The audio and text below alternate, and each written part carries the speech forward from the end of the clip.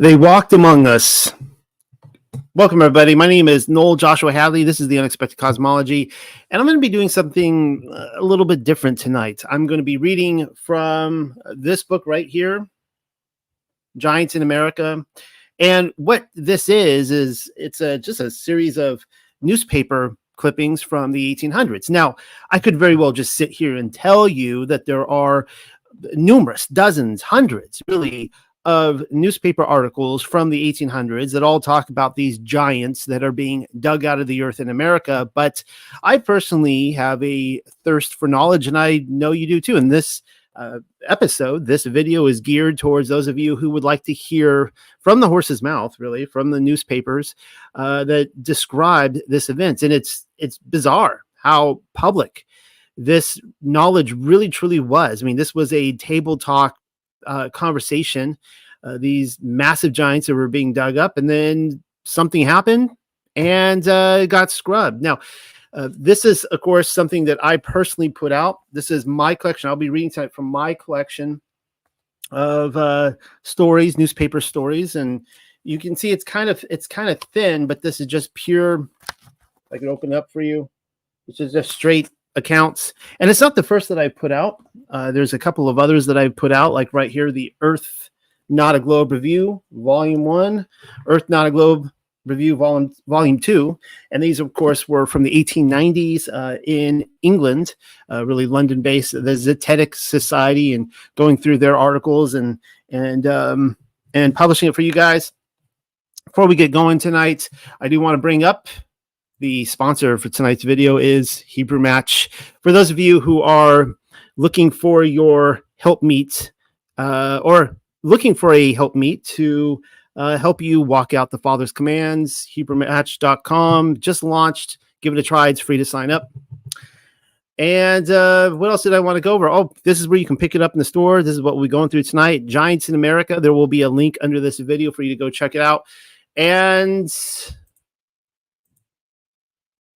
that's it. All right. Giants in America. Newspapers of Our Realm, Volume 1. Why do I call this Volume 1? Because, hopefully there'll be a Volume 2. Not dealing with giants in that one. Volume 2. It takes me a long time to track down all these newspaper clippings, and I could always use the investigative help, of course. But Volume 2 will be dealing with cryptids in America. Old newspaper articles. Welcome, everybody that's filing in. Hope you guys enjoy this tonight. And some of you do already have a copy of this book. You can always read along. That's what I'm going to be doing tonight. Very little commentary. So there's a few things that you want to look for. Let me get to the table of contents first. And you could see that we're clearly not going to get through it all tonight. Maybe half of it, not really sure. I try to do the fewest repeat stories as possible. There are a few in here from different newspapers kind of reporting on the same thing. Some of these stories, you would get dozens of different newspapers reporting on them, and obviously that would be repetitive to do over and over again. There are a few stories in here that do derive from American reports reporting on digs in Europe. And you're also going to find in here, there's going to be a mix of what I believe are legitimate digs and those that are hoaxers. And of course, the hoax showing up in order to discredit what was happening. So I think that in itself is a very important part of the tale, to include both sides to get a fuller picture of what was going on. So you can see here a lot of different stories. Obviously not going to get to them all tonight. Let's start with the quote from Abraham Lincoln. And this is, I believe it was at Niagara Falls or in the whereabouts when he said this. The eyes of that species of extinct giants whose bones fill the mounds of America have gazed on Niagara as ours do now. One of the reasons why this is such a bizarre quote is that, well, number one, it seemed to me that from the newspapers that we have, that the digging up of giant bones really didn't take off until right after the Civil War, when he was, quote unquote, dead. And secondly, you'll see tonight, there was a massive dig at Niagara where they found dozens, many giant bones. And that was like several years after he gave this speech. So I don't know what's going on there. I'll let you decide. Of course, when it comes to my videos, you're going to have to put up with me taking some drinks of coffee. Here we go. Hope I'm coming in loud and clear. Hopefully everyone can hear me. And of course, don't forget to like and subscribe if you haven't already, as Miss Pamela has put here. Ruins and Traditions, Polynesian, January 2nd, 1841. On the eastern shore of Pascagoula Bay in Jackson County, Mississippi, near its mouth, are the ruins of an ancient fortification built apparently many centuries ago. It appears to have been constructed chiefly of seashells. Within this ruin, several feet below the surface, have been found charred coals and fragments of a peculiar kind of earthenware, together with many human bodies. Among them were discovered parts of a human skeleton of gigantic proportions. The upper part of the skull was said to be sufficiently large to fit loosely over the largest modern heads. I also need to point out that these will be going into chronological order by publication date. A giant exhumed, Cleveland Herald, September 10th, 1845. We are informed on the most reliable authority that a person in Franklin County, Tennessee, was digging a well a few weeks since, found a human skeleton at the depth of 50 feet, which measures 18 feet in length. The immense frame was entire, with an unimportant exception in one of the extremities. It has been visited by several of the principal members of the medical faculty in Nashville and pronounced unequivocally by all the skeleton of a huge man. The bone of the thigh measured 5 feet, and it was computed that the heights of the living man, making the proper allowance for muscles, must have been at least 20 feet. The finder had been offered $8,000 for it, but had determined not to sell at any price until first exhibiting it for 12 months. He is now having the different parts wired together for this purpose. These unwritten records of the men and animals of other ages that are from time to time dug out of the bowels of the earth put conjecture to confusion and almost surpass imagination itself. Madison Banner. A Story of a Giant, Jefferson Republic, October 2nd, 1845. In exhuming of late the remains of so many wonderfully large animals unknown to the present age, it has been supposed that the ancient race of men must have been correspondingly large.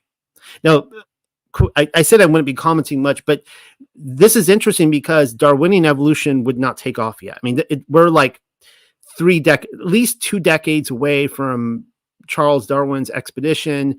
Another 3 years from it really taking off. Of course, when it showed up, it was a full, just head-on collision with a steam engine. And so it's interesting here that they're talking about how, well, they're starting to discover these massive bones. There was some sort of reset event that happened not long before this, and they're starting to discover these ancient large animals, and they're just assuming that, well, maybe men were large as well, and lo and behold, they're finding them. Now, this whole point of view had to change with evolution because man had to evolve from something small to our current height. We could not de-evolve from something massively huge to smaller, and that's, of course, part of the reason why this all had to go away. At length, we have something to sustain the doctrine. The Madison Banner states on the most reliable authority that a person in Franklin County, Tennessee, this is, of course, a repeated story, while digging a well a few weeks since, found a human skeleton at the depth of 50 feet, which measures 18 feet in length. This is King Og size.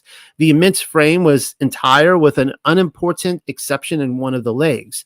It has been visited by several of the principal members of the medical faculty in Nashville and pronounced unequivocally by all the skeleton of a huge man. The bone of the thigh measured 5 feet, and it was computed that the heights of the living man, making the proper allowance for muscles, must have been at least 20 feet. The finder has been offered $8,000 for it, but had determined not to sell it at any price until exhibiting it for 12 months. $8,000 had to be a lot of money back then. He is now having the different parts wired together for this purpose. These unwritten records of the men and animals of other ages that are often from time to time dug out of the bowels of the earth put conjecture to confusion and almost surpassed imagination itself. Isn't that interesting how you're seeing one newspaper? They were doing it back then. Today, they do it just every day, 24/7, just copy and paste other articles until they all sound the same. We just saw that just now. We just saw that there was a copy and paste from one newspaper to another.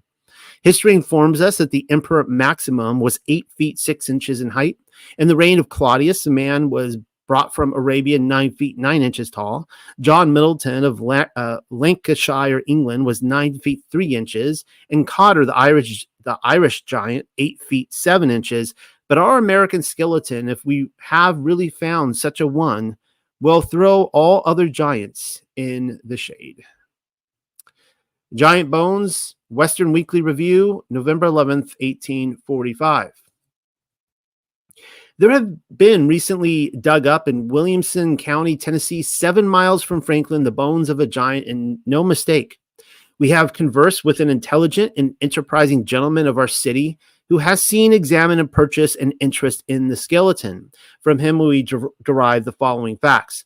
A Mr. Shoemate was boring for water near his residence upon a hill of considerable extent and eminence, situated in a rocky, mountainous section country, where the bones were discovered about 60 feet beneath the surface. They were immediately exhumed and were found embedded in a strata of the hardest kind of clay, which had apparently filled an extension of the skeleton was that of a recumbence, making an angle of the horizon. The bones are not at all petrified, as in the case with most of the skeleton monsters of animals which have been discovered in our country, but are nevertheless in a most perfect state of preservation and weigh in the aggregate about 1,500 pounds. No doubt rests in the minds of any who have seen or examined them that these bones belong to the genus Homo. All the larger and characteristic bones are entire, and the skull, arms, and thigh bones, knee pans, shoulder sockets, and collar bones remove all skepticism as to their humanity. The whole skeleton, we are informed, is about 18 feet high and must have stood full 19 feet in his stockings, if he wore any. The bones of the thigh and leg measure 6 feet 6 inches, so that our friend, the general, could have marched erect in full military costume between the giant's legs. The skull is described as being about 2 to 3 the size of a flour barrel and capable of holding in its cavities near 2 bushels. A coffee cup of good size could be put into the eye sockets, and the jaw tooth, which are all perfect, even to the enamel, would weigh from 3½ to 6 pounds. Some of the smaller ones, which were loose, have been weighed. The front teeth are missing. Well, apparently the whole giant skeleton is missing now, but I digress. These teeth bear the evidence of extreme age. From their cavities are apparent diminution from use and wearing away. An eminent physician and anatomist, properly assisted, is engaged in having the skeleton put together and the small deficiencies supplied. We are further informed by our fellow citizen who has purchased an interest of 1/4 in this interesting and wonderful curiosity that it will be ready for exhibition in about 1 month's time, when it will start on its tour through the civilized world, and proceeding from New Orleans will shortly be among us here. Our fellow townsman keeps the price he paid for his interest a secret, but says that 50,000 has been offered and refused for the whole of this curiosity. So the price has clearly gone up in the time that this newspaper article was written. The Giant Skeleton, New York Herald, December 12th, 1845.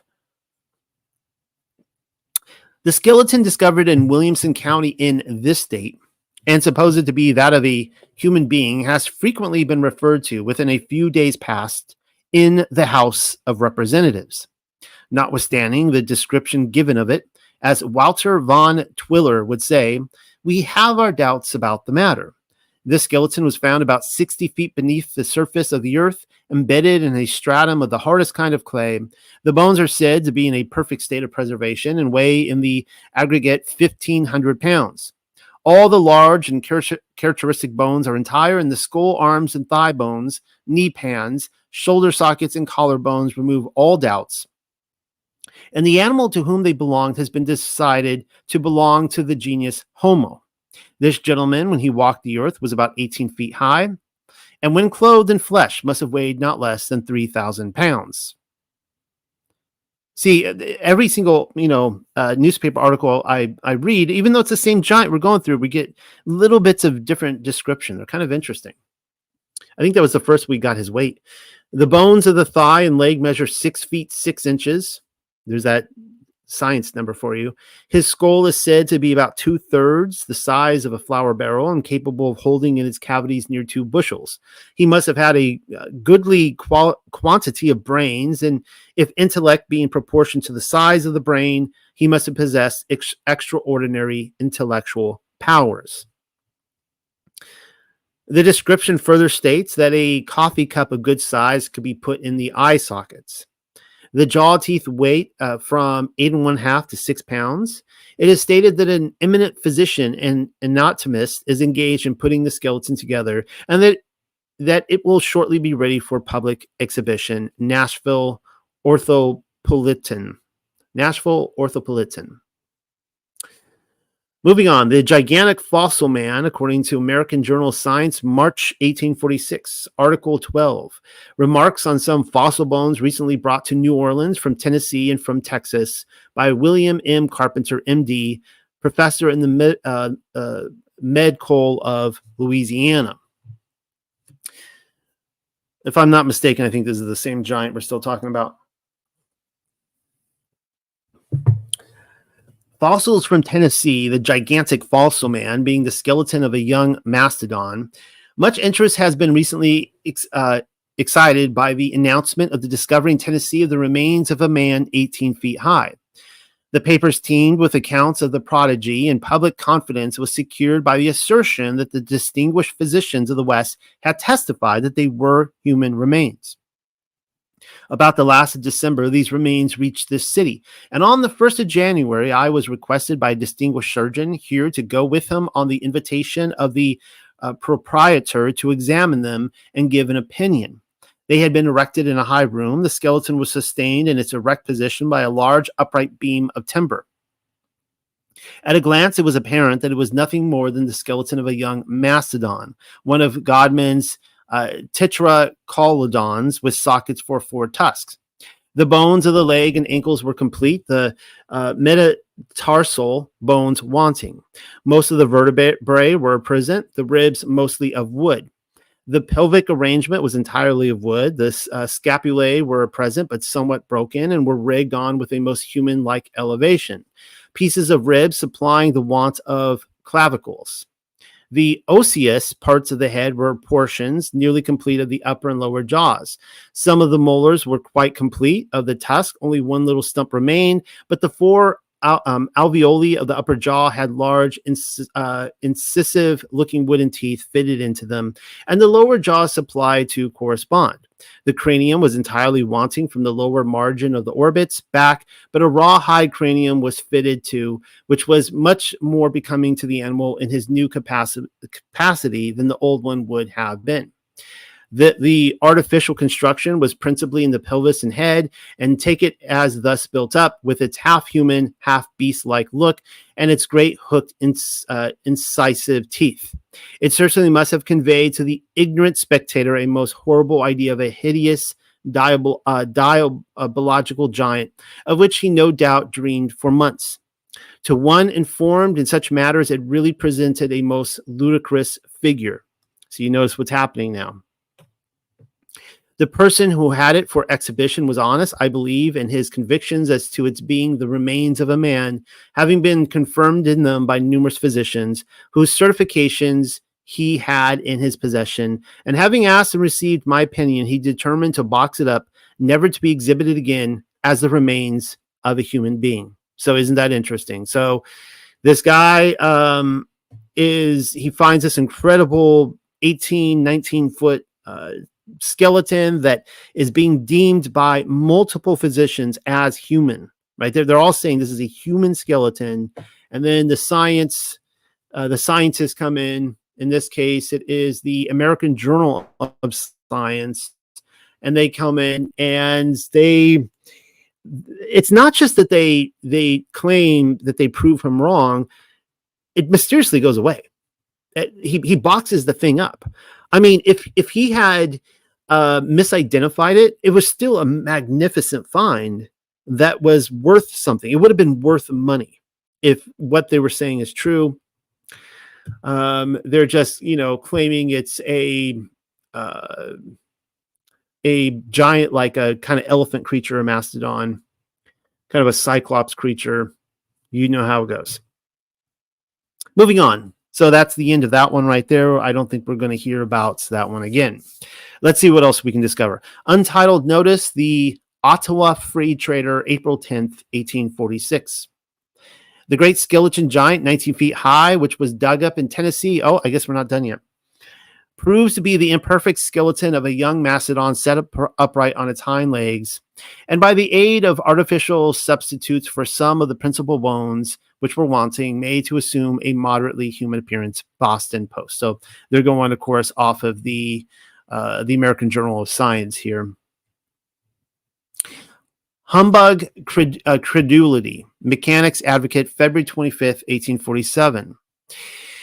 We saw it announced last year in the papers that a human skeleton, 18 feet in height, it had been dug up in Tennessee.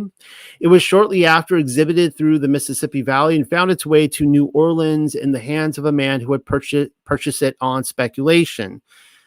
Now, this had gone through multiple cities too. So clearly they had to bring it into it, right? Thousands had seen it, and the owner exhibited hundreds of certificates of doctors, surgeons, clergymen, lawyers, gentlemen, etc., to the effect that it was a bona fide human skeleton. So now they're going to gaslight everybody. At New Orleans, Professor Carpenter of the Louisiana Medical College was requested to call and examine it, which he did, and at the first glance pronounced it a man, no, but the bones of a young mastodon. So it's kind of interesting. They get the right guy, who's one of the boys, to come in, and he immediately, calls it a mastodon. It was standing upright. Like, how did they make that mistake, right? It was standing upright, supported by a beam. The pelvis was artificial and human, of course, in appearance. And as the greater part of the cranium was missing when found, it was no hard matter for the ingenious rogue to fit what was left of it to look like man's, which he accomplished with the aid of a piece of raw hide.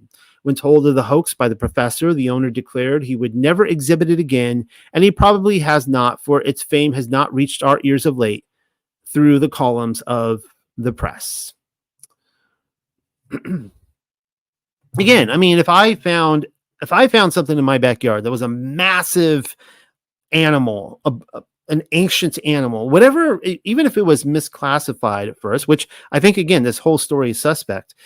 Even if it was misclassified at first, it's like, why are they forcing this guy to box it up? And where did it go? I mean, was this the first example of one of those, Smithsonian trucks, beep, beep, beep, backing up and, oh, we'll take it over from here. We'll give it a proper home. Miscellaneous discoveries, Niles, National Register, July 3rd, 1847. There were giants in those days. Wonderful fossil remains. The New Orleans papers speak of a gigantic skeleton of some animal not yet classed as being now exhibited in that city. We learn from the Times that it stands 16 feet high and was discovered at a depth of 55 feet below the surface of the earth in Tennessee. The question is whether these antediluvian remains belong to a class of animals homogeneous with the present race of man or not. No fossil remains of man have yet, we believe, been found, although there is no doubt, according to geologists, that the globe of the earth, since it first became habitable after losing its incandescent state, has always been the abode of intellectual as well as animal life. Skeleton of a giant. The Oswego Commercial Times, August 8th, 1841. Recently, gentlemen in the neighborhood of the ancient city of Reims, and making an excavation for some purpose, discovered a human skeleton, well preserved, which was 4 meters or 13 feet long. Now, right away, here's P.T. Barnum, and right away, we're going to start seeing the controllers. They're already moving in, and they are purposely going to start hoaxing this stuff. So My apologies. We're going to have to get through some of this. But like I said, I feel like we need to see, instead of just showing you the original couple newspapers where a guy is going through cities showing his 18 and 19-foot giants, and he's having dozens of professionals sign off on it until they had to put an end to it. We're going to be seeing this now where they're actually rolling out fake giants on purpose because they need to crush this. Never mind the fact that Abraham Lincoln, 10 years after this fact, he gave a speech about the giants that were being dug up everywhere. So P.T. Barnum's speech on humbugs, this has to be good, delivered at Stamford on the occasion of the Agricultural Fair, Fairfield County, Grand River Times, November 15th, 1854. It seems to be a most unfortunate circumstance that I should be selected to speak on humbug, as looking on the ladies, whose profession it peculiarly is, I find it hard to express myself in their presence. Everything is humbug. The whole state is humbug, except our agricultural society that alone is not. Humbug is generally defined as deceit or imposition, a burglar who breaks into your house, a forger who cheats you of your property, or a rascal is not a humbug. A humbug is an imposter. But in my opinion, the true meaning of humbug is management tact to take an old truth and put it in an attractive form. And what does humbug remind you of? It always reminds me of the man behind the curtain in The Wizard of Oz. I have not the vanity to call myself a real scientific humbug. I am only a humble member of the profession. My ambition to be the prince of humbugs I will resign, but I hope the public will take the will for the deed. I can assure them that if I had been able to give them all the humbugs that I have thought of, they would have been amply satisfied. Before I went to England with Tom Thumb, I had a skeleton prepared from various bones. It was to have been made 18 feet high.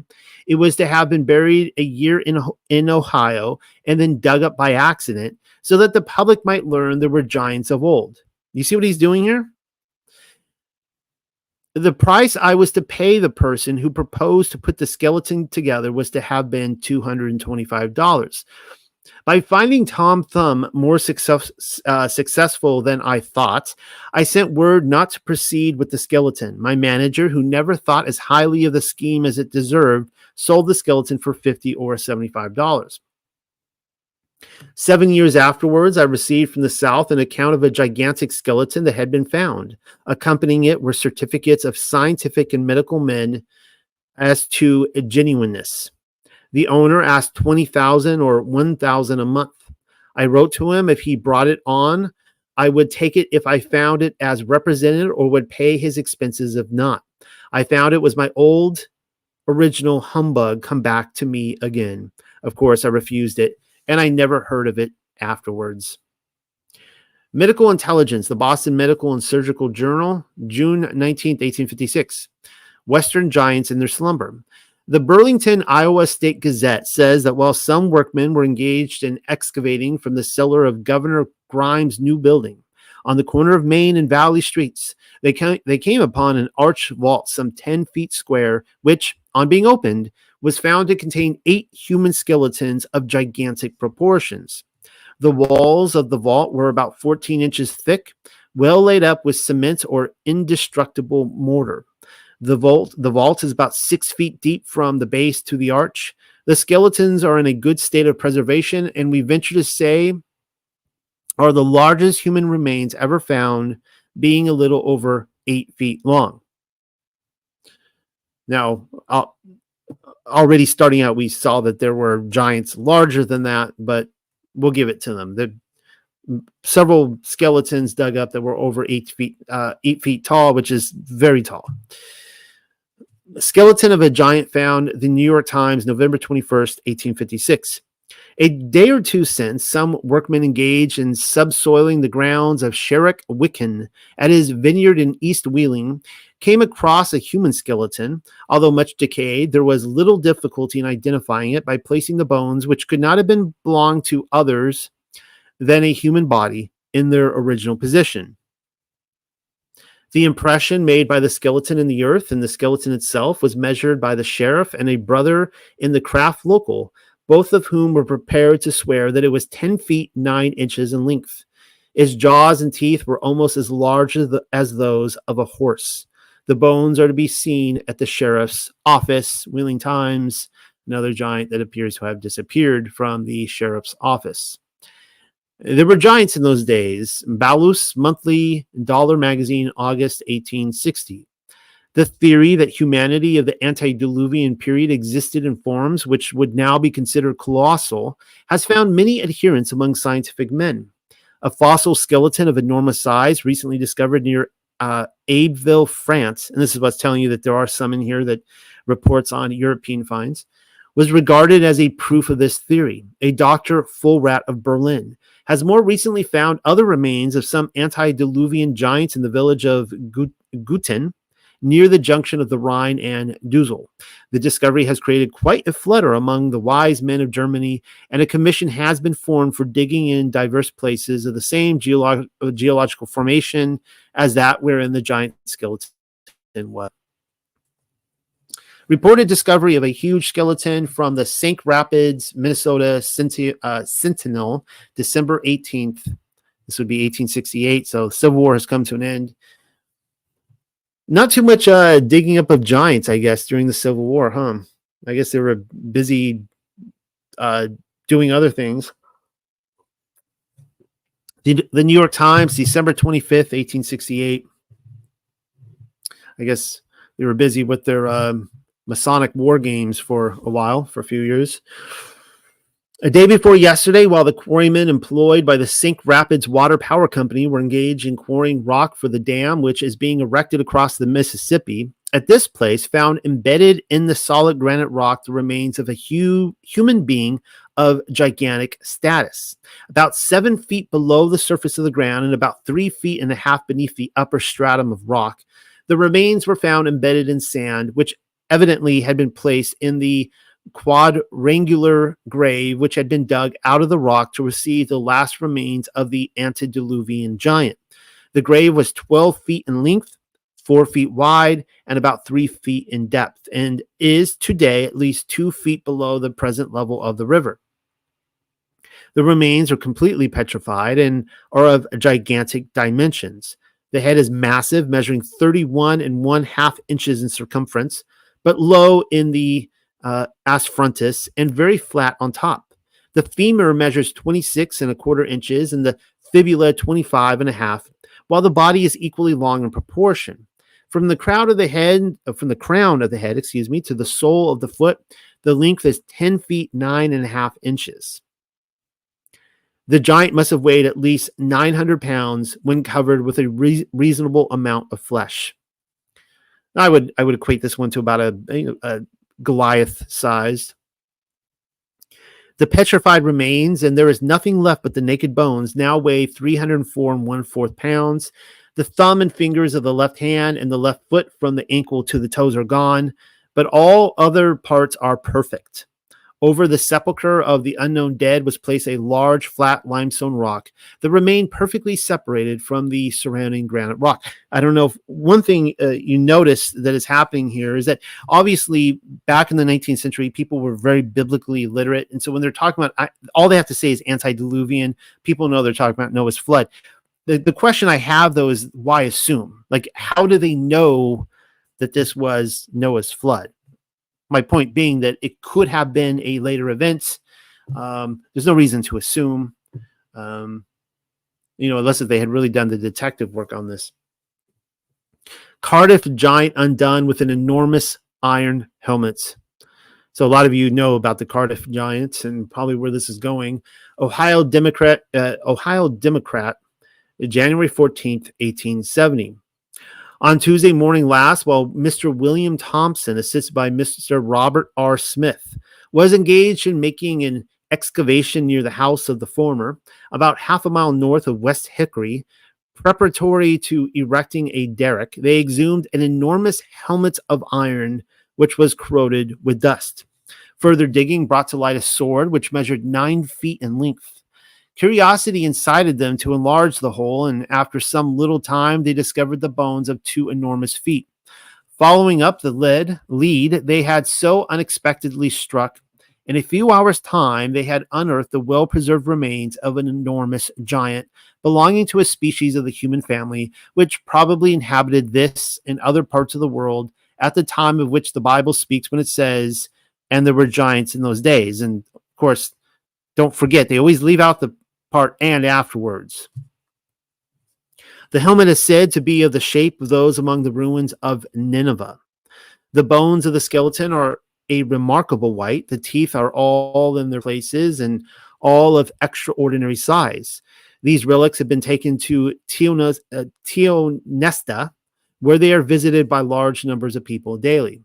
When his giant ship was in the flesh, he must have stood 18 feet tall in his stockings. These remarkable relics will be shipped to New York early next week. The joints of the skeleton are now being glued together.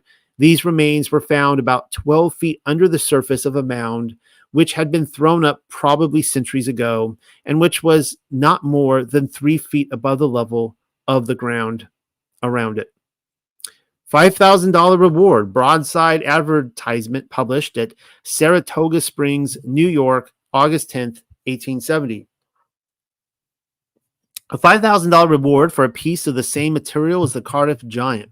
We make the above offer to any man, as we know there's nothing of any kind in the country. Again, we will give every visitor $1 when, after a careful examination, believes the Cardiff giant to be a humbug. CO got business manager. Gee, I wonder where this is going. Phila Street near post office. Below will be found an interesting letter from Professor Wilson of Saratoga Springs. Saratoga Springs, August 6th, 1870. Dear Sir, I have visited the Cardiff Giant several times and examined it carefully, both by daylight and by gaslight, and am free to confess that to me the monster stone man is a mystery. If it is a veritable work of art, I cannot understand why any sculptor possessing the skill to produce so perfect a specimen of statuary could have consented to place his subject in such an unartistical, grotesque position.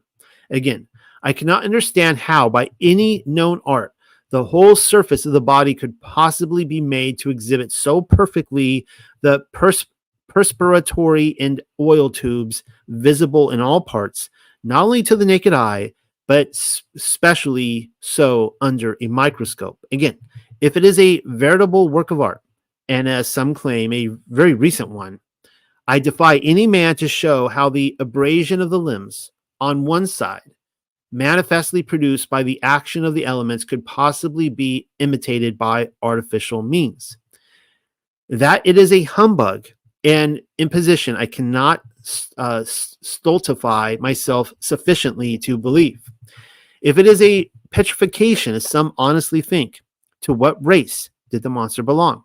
I leave the old fellow, as thousands have, with the question of an inquirer, what is it? H.A. Wilson, Saratoga Springs, August 10th, 1870. Chickasaw. Remains of giants found in Arkansas. Memphis Daily Appeal, August 28th, 1870. Human skeletons unearthed 8 and 10 feet in height. Relics of a former race. The statements which we make below and the facts detailed are so strange and almost incredible, and so like the many roarbacks and canards that have from time to time appeared in the press of Europe and America, that we premise them with the declaration that they are strictly true, and that we have not exaggerated what we have seen one iota. With this much as preface, we will proceed to our story. So, Chickasaw, 2 miles west of Barfield Point in Arkansas County, Arkansas, on the east bank of the lovely stream called Pemiscot River, stands an Indian mound, some 25 feet high and about an acre in area at the top. This mound is called Chickasaw, and from it the heights and beautiful country surrounding it, some 12 square miles in area, derives its name. Chickasaw. The mound derives its name from Chickasaw, a chief of the Shawnee tribe who lived, died, and was buried there. This chief was one of the last race of hunters who lived in that beautiful region and who once peopled it quite thickly. For Indians, we mean. Aunt Kitty Williams, who now resides there, relates that Chickasaw would frequently bring in for sale as much as 20 gallons of pure honey in deerskin bags slung to his back. He was always a friend to the whites, a man of gigantic stature and Herculean strength. A number of years ago, making an excavation into or near the foot of Chickasaw's mound, a portion of a gigantic human skeleton was found. The men who were digging, becoming interested, unearthed the entire skeleton, and from measurements given us by reliable parties, the frame of the man to whom it belonged could not have been less than 8 or 9 feet in height. Under the skull, which slipped easily over the head of our informant, who we will here state is one of our best citizens, was found a peculiarly shaped earthen jar resembling nothing in the way of Indian pottery, which has before been seen by them. It was exactly the shape of the round-bodied, long-necked carafe or water decanters, a specimen of which may be seen on Gaston's dining table. The material of which the vase was made was a peculiar kind of clay, and the workmanship was very fine. The belly or body of it was ornamented with figures or hieroglyphs, consisting of a correct delineation of human hands, parallel to each other, open, palms outward, and running up and down the vase, the wrist to the base and the fingers toward the neck. On either side of these hands were tibiae or thigh bones, also correctly delineated, running around the vases. There were other things found with the skeleton, but this is all that our informant remembers. Since that time, wherever an excavation has been made in the Chickasaw County in the neighborhood of the mound, similar skeletons have been found, and under the skull of every one were found similar funeral vases, almost exactly like the one described. There are now in this city several of the vases and portions of the huge skeletons.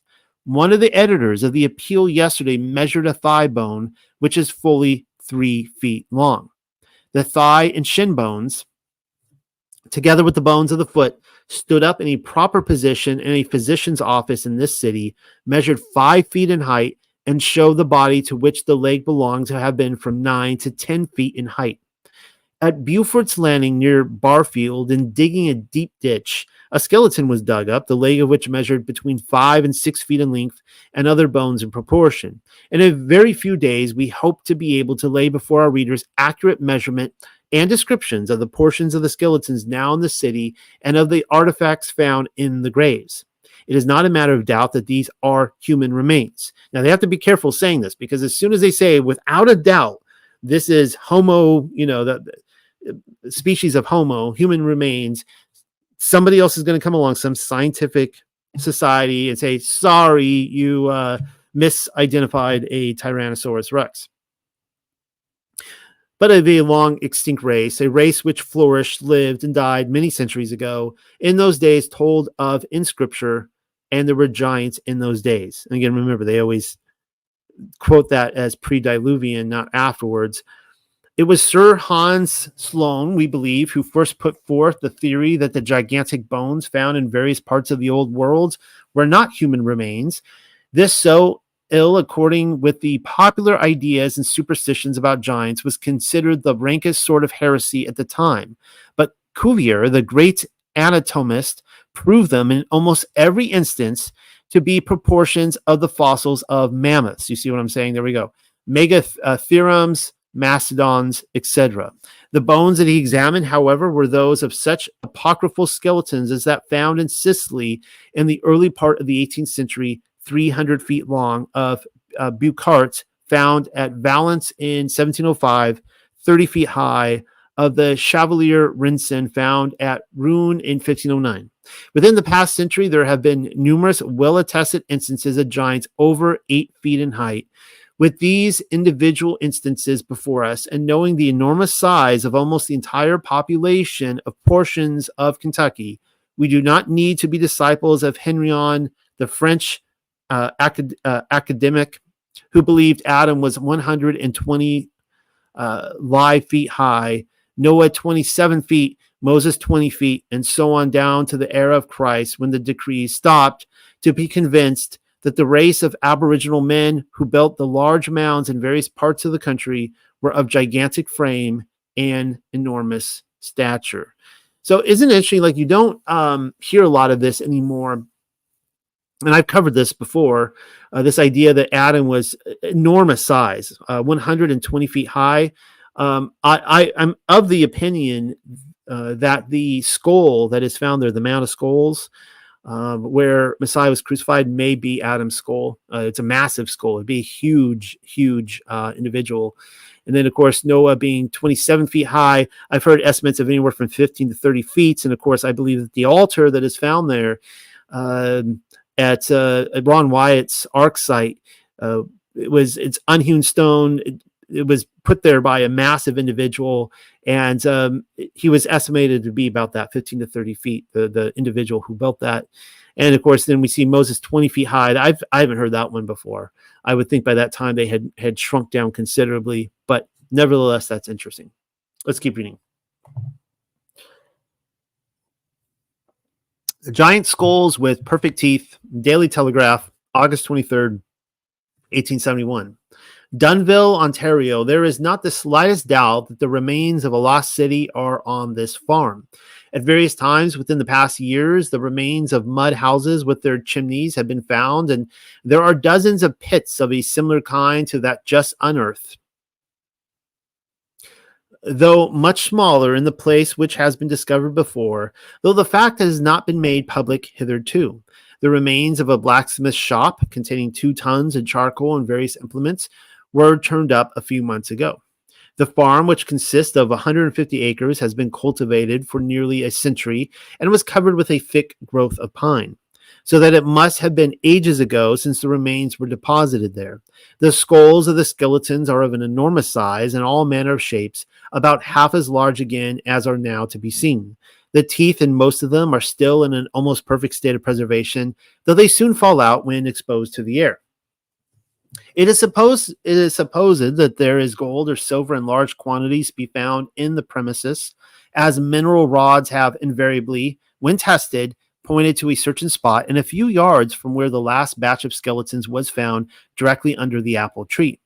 Some large shells, supposed to have been used for holding water, which were also found in the pit, were almost petrified.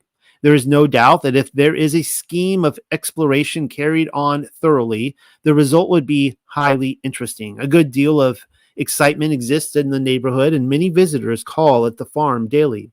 The skulls and bones of the giants are fast disappearing, being taken away by curiosity hunters. Oh, is that what they call it?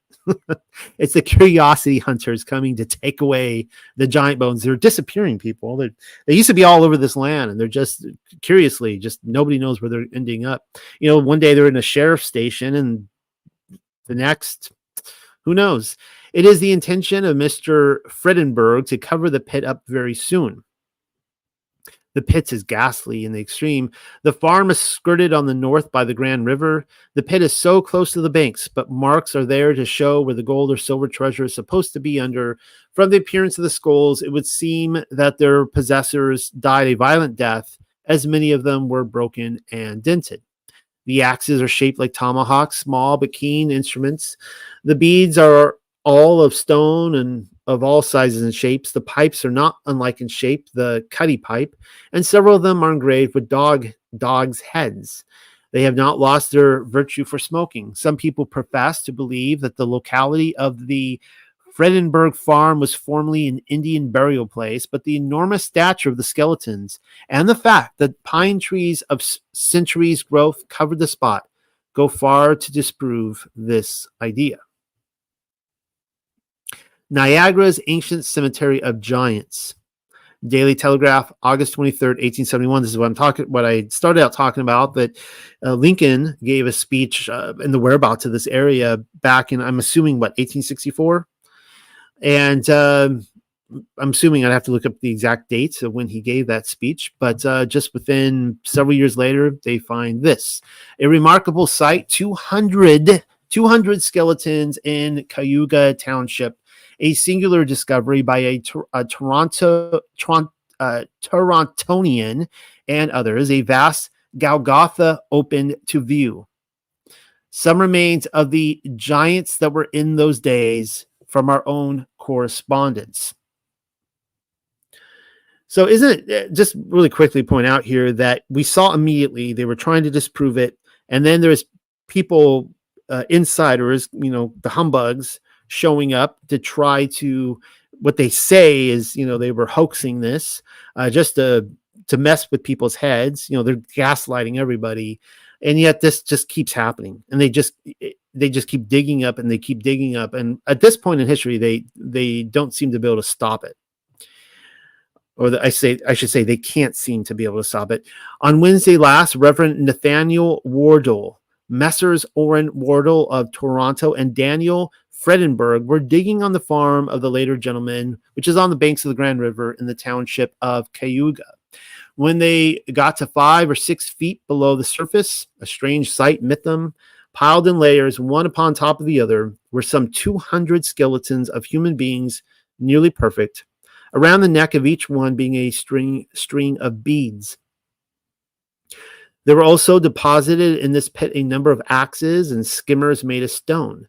In the jaws of several of the skeletons were large stone pipes, one of which Mr. O. Wardle took with him to Toronto a day or two after this Golgotha was unearthed. These skeletons are those of men of gigantic stature, some of them measuring 9 feet, very few of them being less than 7 feet. Some of the thigh bones were found to be at least a foot longer than those at present known, and one of the skulls being examined completely covered the head of an ordinary person. So, I mean, this is taking us back to, remember what originally covered the head of an ordinary person? It was the so-called mastodon find. So this could be, I don't know, this could be what?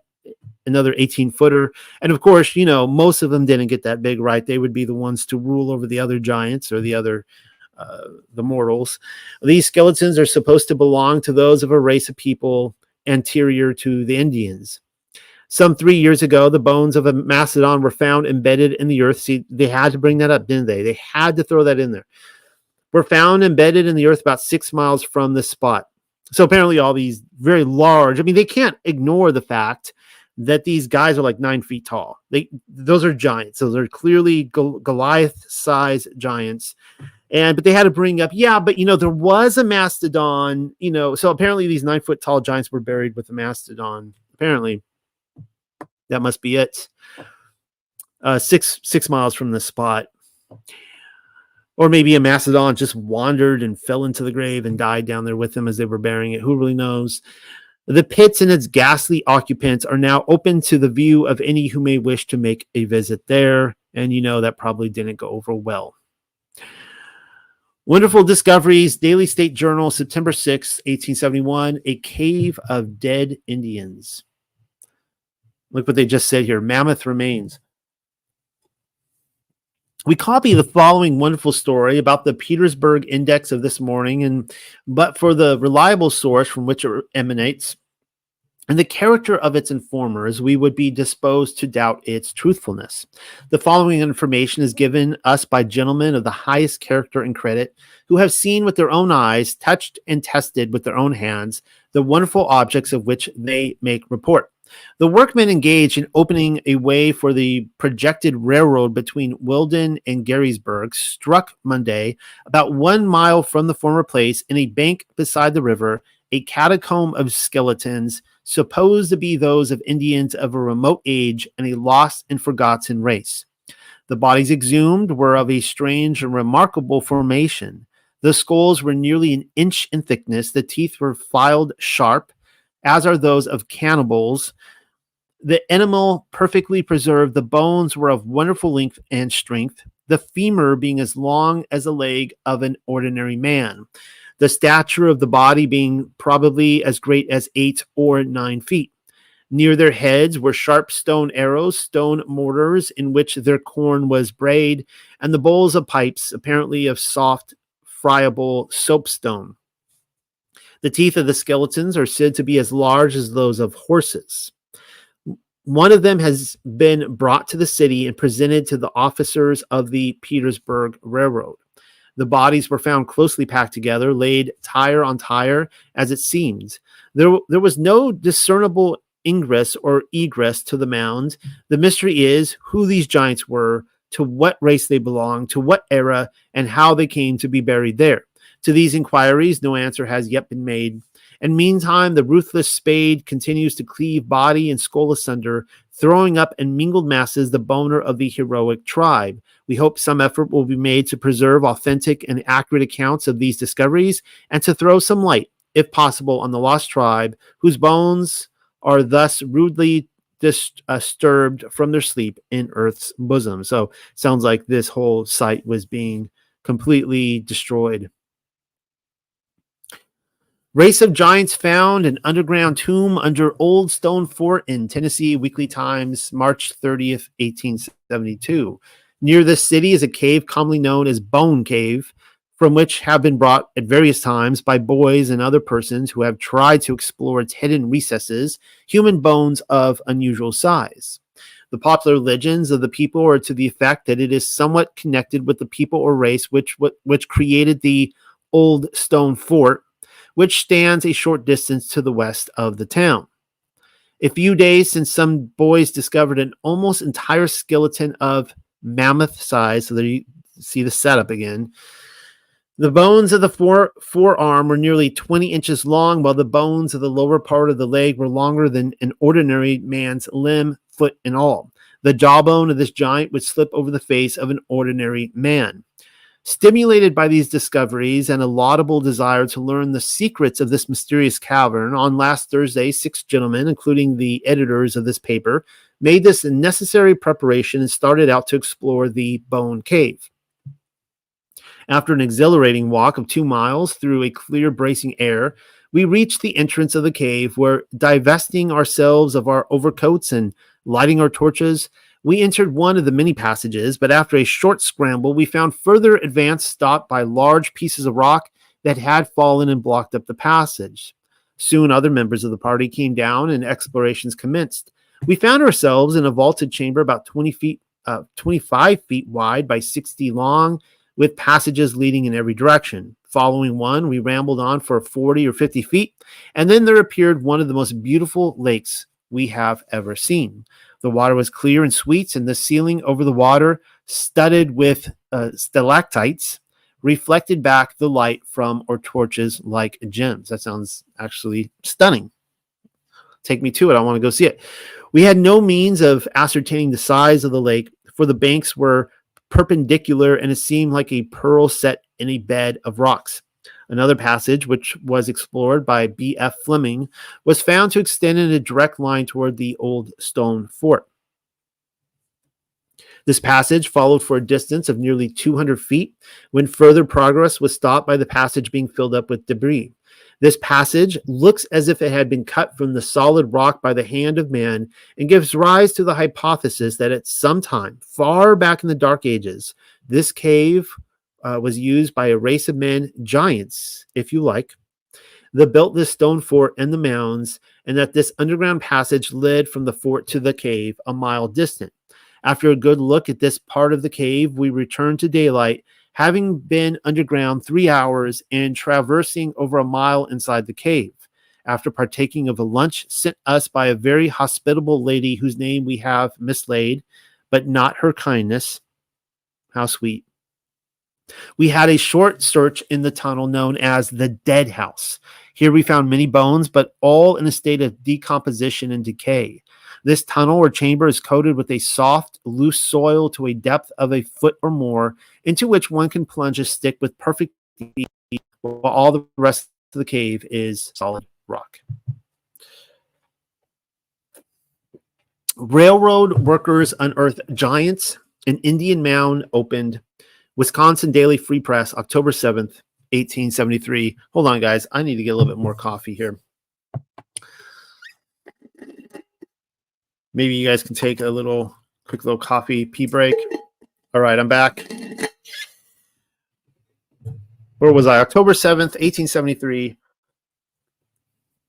A few days ago, the men engaged in building the roadbed of the Green Bay and Winona Railroad struck an Indian mound near Arcadia. It had been in view for some days, and no little speculation was indulged in as to what the excavation would develop from this cemetery of the Red Man.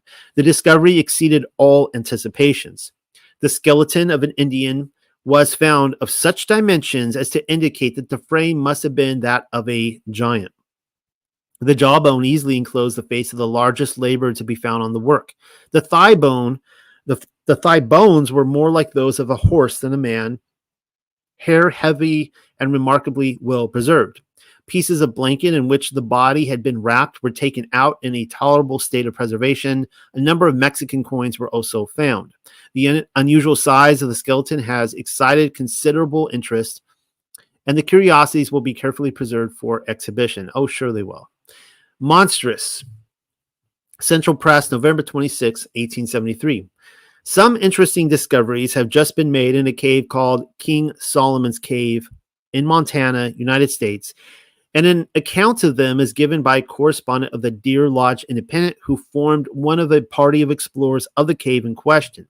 After crawling through the several narrow passages into a most magnificent chamber, the attention of the explorers was attracted by a massive shield made of copper, 57 inches in length and 36 inches in width, leaning against the wall. About 10 feet beyond the shield and 8 feet from the floor was a cavity in the wall. One of the party, by the aid of some stones, climbed up the aperture with a slight but quickly descended, with a light.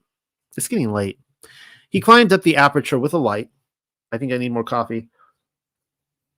But quickly descended in such a state of alarm that he was for some moments unable to explain that in the niche lay a petrified giant. The other explorers immediately climbed up to the aperture and gazed in. There, sure enough, was the monster man, whose dimensions on measurement were 9 feet, 7.5 inches, 38 inches across the breast and 2 feet deep. A helmet of brass or copper of gigantic proportions was on his head, which the corrosive elements of time had sealed to his brow. He seems to have been a disagreeable customer, and it is perhaps as well that he is dead and petrified, for near him were 2 mammoth spearheads, one of them with a socket of silver, into which insert a large pole or handle. There was also a large hook made of bone, apparently manufactured from the tusk of a leviathan of the land. On the wall were some strange-looking letters and pictures of 3 ships, each having 3 masts, the middle mast being only 2/3 the height of the outward one. There was also on a flat stone in the wall the picture of a large man with a spear in his hand and of another ship. Well, that's pretty interesting. I don't remember this story. That's actually really fascinating.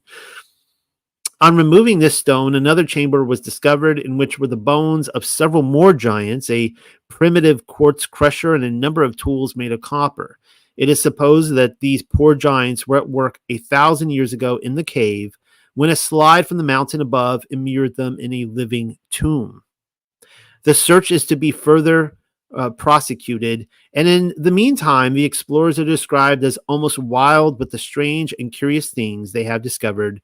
This beats the sea serpent to fits. It's kind of interesting that they talk about the sea serpent because they mention Leviathan. And so this is the first report that we have read where they're not mentioning in the days, in those days there were giants. They specifically mention that they think this is like these giants were there 1,000 years ago and that they somehow came on these 3 ships. So that's really interesting. And that comes from Pall Mall Gazette. The Early American Giant, New York Times, February 8th, 1876. The public will be unpleasantly reminded of the callous indifference to the future on the part of the prehistoric Americans by the recent discovery of 3 unusually fine skeletons in Kentucky. A Louisville paper asserts that 2 men lately undertook to explore a cave which they accidentally discovered not far from the city. The entrance to the cave was small, but the explorers soon found themselves in a magnificent apartment, richly furnished with the most expensive and fashionable stalactites. In a corner of this hall stood a large stone family vault, which the men promptly pried open. In it were found 3 skeletons, each nearly 9 feet in height. The skeletons appeared to have somewhat frightened the young men, for on seeing so extensive collection of bones, they immediately dropped their torch and subsequently wandered in darkness for 36 hours before they found their way back to daylight and soda water. Oh, don't do that. Now, it is evident that these gigantic skeletons belong to men very different from the men of present day. A skeleton 8 feet and 10 inches in height would measure fully 9 feet when dressed in even a thin suit of flesh. The tallest 9-foot giant of a traveling circus is rarely more than 6 feet 4 inches high in private life and without his boots, and even giants of this quality are scarce and dear. The 3 genuine 9-foot men of Kentucky must have belonged to a race that is now entirely extinct, and hence it would be a matter of great interest if we could learn who and what they were. Remains of 9-foot giants in Ohio. Marion Daily Star, July 14th, 1880, because you knew that Ohio has to come into this somehow. A correspondent of the Cincinnati Enquirer, writing about the remains of a giant race found in Muskingum County, Ohio, says the following: the mound in which these remarkable discoveries were made was about 64 feet long and 35 feet wide top measurement, and gently sloped down to the hill where it was situated. A number of stumps of trees were found on the slope standing in 2 rows, and on the top of the mound were an oak and a hickory stump, all of which bore marks of great age. All of the skeletons were found on a level with the hill and about 8 feet from the top of the mound. In one grave, there were 2 skeletons, one male and one female. The female face was looking downward, the male being immediately on top, of course, with the face looking upward. The male skeleton measured 9 feet in length, and the female was 8. So this is the first time we've heard of a female giant. First time. Apparently she was a foot shorter, but I mean, an 8-foot female. Imagine finding a dance partner. And good thing she ended up with a 9-foot tall guy. The male frame in this case was 9 feet 4 inches in length, and the female was 8 feet. In another grave was found a female skeleton, which was encased in a clay coffin, holding in her arms the skeleton of a child 3.5 feet long, by the side of which was an image which, being exposed to the atmosphere crumbled rapidly. Bummer. The remaining 7 were found in single graves and were lying on their sides. The smallest of the 7 was 9 feet in length, and the largest 10. Of single circumstance connected with the discovery was the fact that not a single tooth was found in either mouth, except in the one encased in the clay coffin. On the south end of the mound was erected a stone altar, 4.5 feet wide and 12 feet long, built on an earthen foundation nearly 4 feet wide, having in the middle 2 large flagstones from which sacrifices were undoubtedly made, for upon them were found charred bones, cinders, and ashes.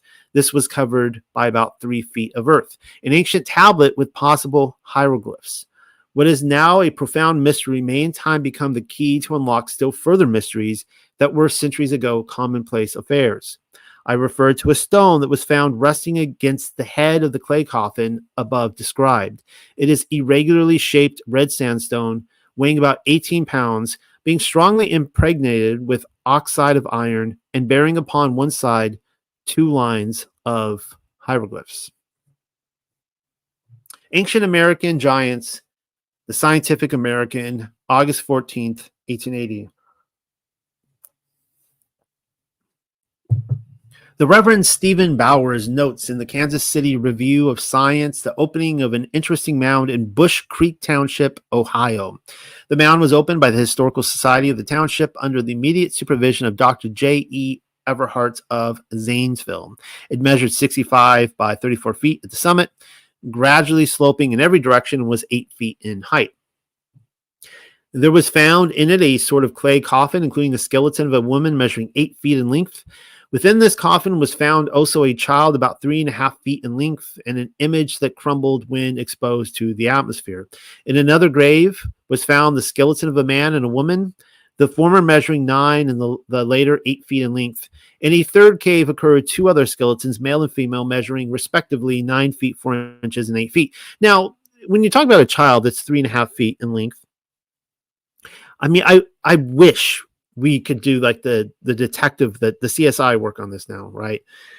And just date this child. Like, what are we looking at here? Is this like a 3-year-old, right? I mean, it would be really interesting to see how old you would have to be if you're going to grow up to be 8 or 9 feet tall.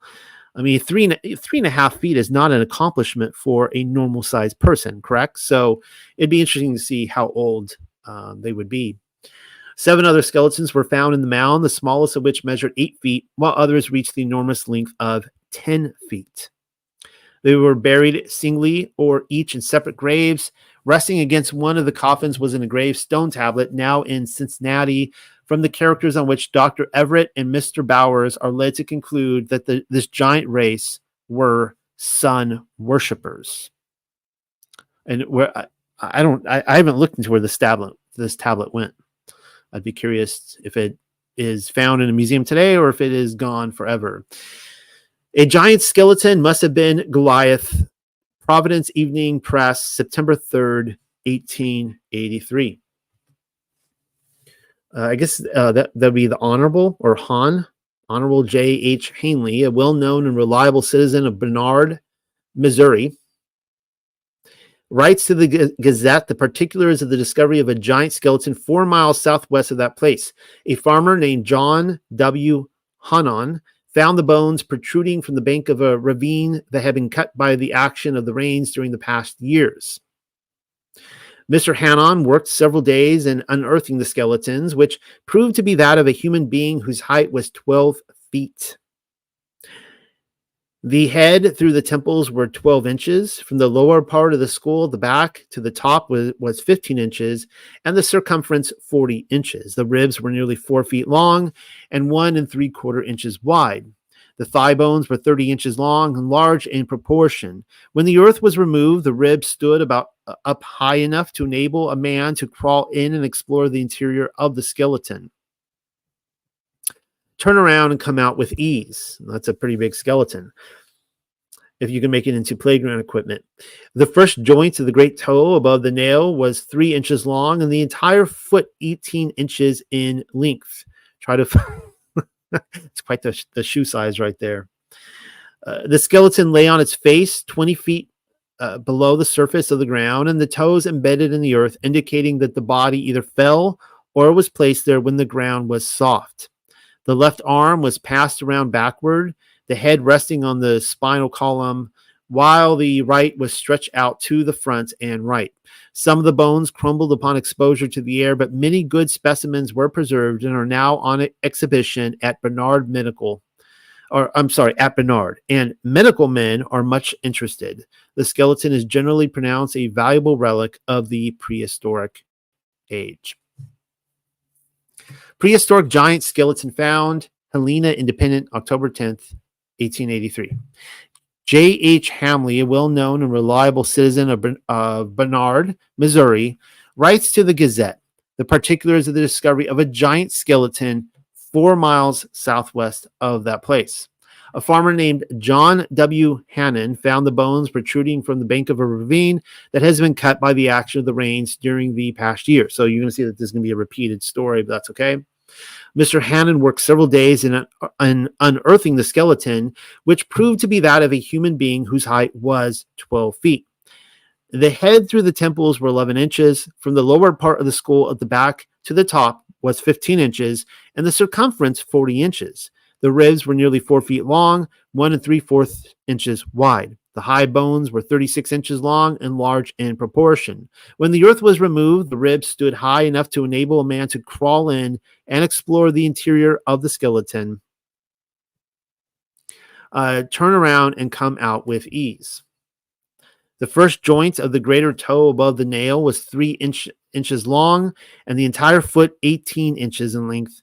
The skeleton lay on its face 20 feet below the surface of the ground, and the toes were embedded in the earth, indicating that the body either fell or was placed there when the ground was soft.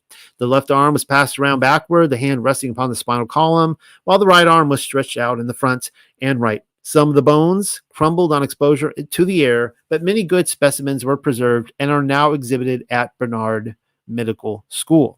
The skeleton is generally pronounced a relic of the prehistoric race. So when you see these stories back to back, you can just see again how they're just, this newspaper man is just copying another newspaper. Almost copy and paste. All right, giant crowned royalty is found. Athens, Georgia, banner, May 6th, 1884. Athens, Georgia. Mr. J.B. Toomer yesterday received a letter from Mr. Hazelton, who was on a visit to Cartersville. The letter contained several beads made of stone and gave an interesting account of the opening of a large Indian mound near that town by a committee of scientists sent out from the Smithsonian Institution. And here we go. I want to say Smithsonian Institute.